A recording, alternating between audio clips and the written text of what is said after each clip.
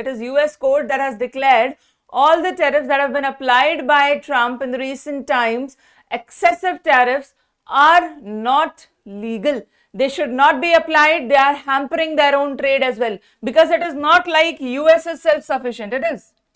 Huh? Do you think US is self-sufficient? If US is exporting, is not US importing?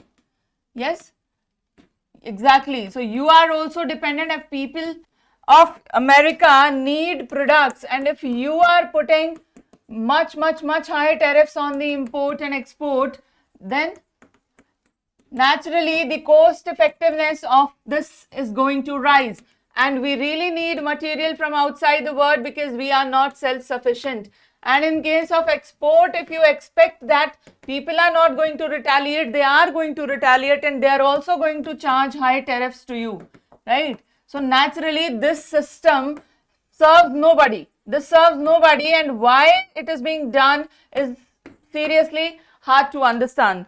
So court has asked, okay, stop this, you need to stop this, and you need to make it right. There are certain provisions. Let's talk about certain provisions that are here. In US, if we talk about the tariffs, there are different kinds of tariffs that are being used these days.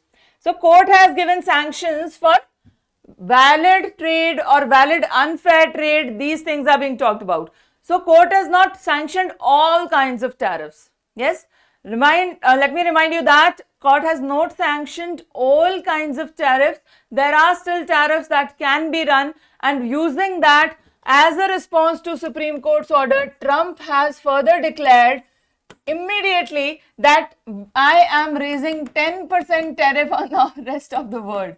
Yes, while Supreme Court asked to reduce the tariff, Trump has raised new 10% global tariff.